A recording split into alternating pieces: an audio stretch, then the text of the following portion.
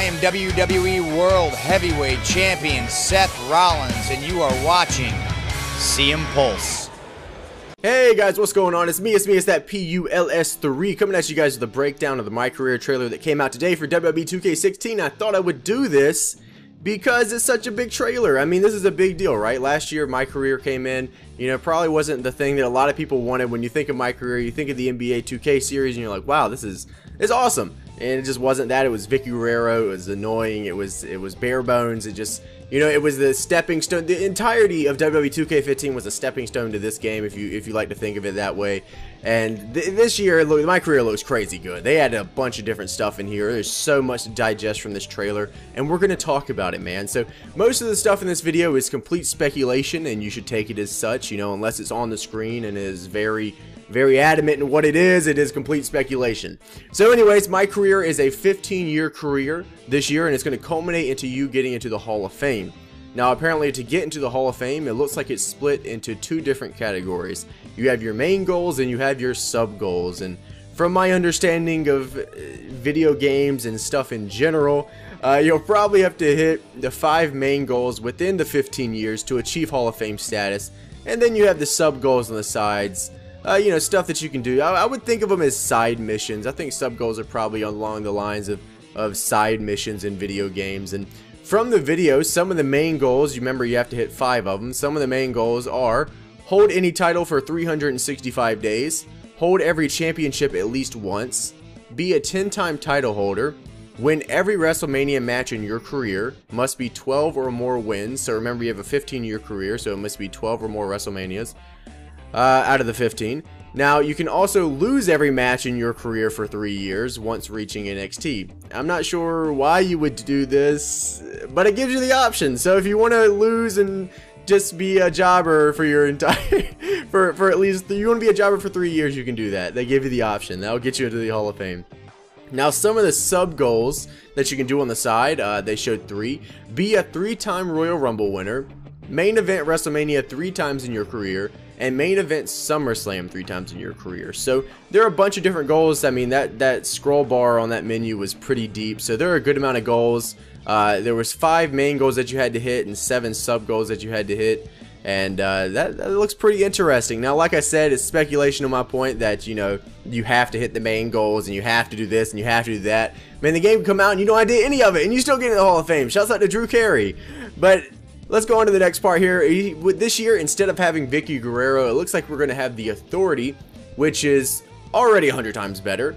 I don't even want to think. I don't even like saying Vicky Guerrero's name anymore because of My Career mode. It just completely, Vicky is probably looking back on that as like, man, I should not have voice acted that, man. I should not have done that. Or, you know, for the little part she did voice act. But instead of Vicky, you know, telling us to fuck off every week, it looks like the Authority is going to be the main people, and they're going to give you different orders, which I guess are like missions or quests or however you want to look at them. It's called orders, which you can either do what they say to do or do the complete opposite. Both of these will give you complete different reactions. You can either be on the Authority side or not be on the Authority side. Now, of course, with Trips being my boy, you know, hashtag Big Show and Kane, I might have to side with my boys. But we'll see once we get there what route we're going to take in My Career, which is just going to be so fun, man. This career mode, you know, especially with the updated Create a Wrestler and everything, when it looks like it's been polished a lot, it's going to be fun, man. And talking about Create a Wrestlers, it looks like one of the haircuts you can have is a shitty little bun haircut. If I pick that haircut and I don't have the crowd chanting shitty little bun, I don't even know why you put it in the game. Okay, there better be a shitty little bun. There better be shitty little bun signs, t-shirts. I want people chanting shitty little bun at me. I want everything.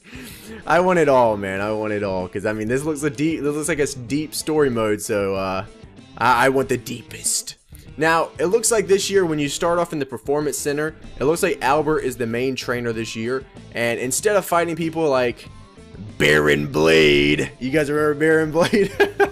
You'll fight NXT mainstays like Enzo Amore, because Enzo was in the video here in the background at the Performance Center. So this year, which honestly, I don't know, I'm sure most people kind of notice this, but I had to watch it twice to pick up on this. You actually see your stars progress as you're in the match. So no longer do you have, you know, your one damn mission that you finally got from Vicky Guerrero, where she's like, you have to get 4 stars in all these matches, and then, you know, you go to your match and you get 3.5 stars and you want to break your disc in half. You no longer have that issue, because you can see the actual stars go up in the match. So as you're doing moves, as you're doing taunts, as you're doing stuff in the match, you get to see where you're at on the 5-star star meter, which is really cool. I'm sure a lot of wrestlers in real life would actually love to have that little meter there, because it would make their lives a lot easier. Now, another thing that he mentioned in the video was that you're able to stay in NXT if you want to. If you don't want to move up to the main roster and go for the Intercontinental Championship, you don't want to go for the United States Championship, you don't want to go for any of those championships, man, you do not have to. You can stay in NXT and you can go for the NXT Championship forever. You can hold it forever. I mean, one of the main goals was be a 10-time title holder. Be a 10-time NXT champion, man. Be whatever you want to be. That's great. That's exactly what I've said about these wrestling games in general, is that we need more freedom. Everything feels so linear in these games. It just needs the ability to make me feel like I'm doing something. Make me feel like I'm making the decisions, you know what I mean? Make me feel like I'm the one playing the game. That's you know, that's what I like. And hearing that you can, you know, you don't have to move up. You can stay wherever you want. You can do this and that and this. It's awesome. It's awesome to hear. So now this might be the biggest addition. I think a lot of people really got excited for this one. Renee Young is going to do interviews with you. So yes, this is like the main thing. When people heard my career, you know, on NBA 2K, the interviews are a big part of that game, and people were kind of hoping to see that. And this year you will. And I honestly think this is incredible. No longer will you just have to use a chair over and over and over again. You won't have to rip the turnbuckle thing off over and over to get heel status. You can now influence not only your heel and face status, but you can influence your wrestler type. So you can be an aggressive wrestler, you can be a loyal wrestler, you can be a bold wrestler. These are things that you can be. These are different things. The way you interact in these interviews are things that you can do differently. So everyone can be different. Now, the way you react and interact in these interviews will also rub other wrestlers on the roster the right or wrong way. From what it looks like in the video, the way the guy acted in his interviews just completely pissed off Hideo Itami, and then it locked him into a feud with Hideo Itami, and they had a little feud. So that looked crazy cool. I'm excited. The interviews thing is going to be great, man. That's not only is that fun for a player, but it's fun for a spectator. So when people are watching other people's My Career videos and stuff, it's just another layer, you know. It's like an onion. It's cool, man. I'm excited for that. Now, another thing that you can do, huge addition, you know, with the break-in entrances and everything this year, you can actually go to the match list for the week in My Career in the menu. You can choose a match, you can choose run in, and then you can choose how you want to run in. So this is awesome. So you can run into just random matches in My Career. So now instead of waiting and hoping for the best and going, man, I really hope I get into a feud with this guy, man, I hope I get into a feud with this guy, you can be proactive and just run into there and make the feud yourself, or you can make a tag team. You can tie this in with interviews.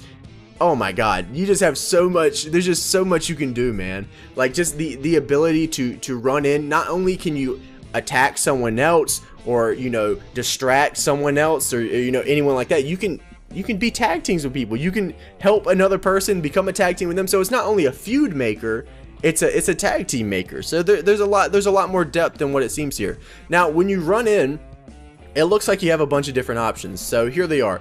You can take control, which probably means all out interfere. You can leave the match, which probably means you just leave. You can distract X, which means you can distract one person, and of course you can distract Y, which is distracting the other person. You can cheer, which you can be on the outside just cheering one person on.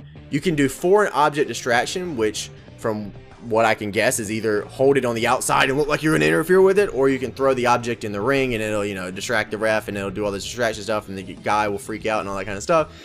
Then there's the pin breakup, which I guess you can break up a pin when one of the wrestlers is doing it, which is the ultra dick move. Or you can distract the referee, which is obviously just distracting the referee, and then someone can take advantage of that situation. So a lot of stuff with the run-ins, man. That's a big addition, along with the interviews. Oh man, that's gonna be great. That's awesome. So one thing I wanted to talk about also, if you watch closely, some of the overalls of the characters were on the screen. So let's take a look at some of them, man. All right, so we have the NXT roster up first. We have Kevin Owens at a 91. We have Finn Balor at an 88. We have Aiden English at an 80. Sami Zayn at an 87. Simon Gotch at an 80. Kalisto at an 83. Hideo Itami at an 85. Colin Cassidy at an 82. Baron Corbin at an 81, and Enzo Amore at an 80. So most of the NXT guys, other than the mainstays like Sami Zayn, Finn Balor, and Kevin Owens, are kind of roaming around an 80 overall. So that's not too bad. Now, when you look at the main roster, we have Rusev at 88, The Miz at 84, Damien Mizdow at 84. So both these guys are at 84. I think that was the best decision to make. Stardust at 86, Curtis Axel at 83, Bad News Barry at 86, Neville at 86, Dolph Ziggler at 86, Sheamus at 90, and Luke Harper at 86. So a lot of the mid-card guys that are roaming around there, you know, Barrett, Stardust, Neville, Harper, Ziggler, these guys are pretty much the same overall, you know, which I think was a good decision to make also. They probably have some different you know, statistics, but they all round out to 86 overall, so I think that's good. They also showed off some of the tag teams in My Career, which I'm not sure if these are the default tag teams or if these are ones that, you know, just ended up being created in his My Career, but they sound pretty default.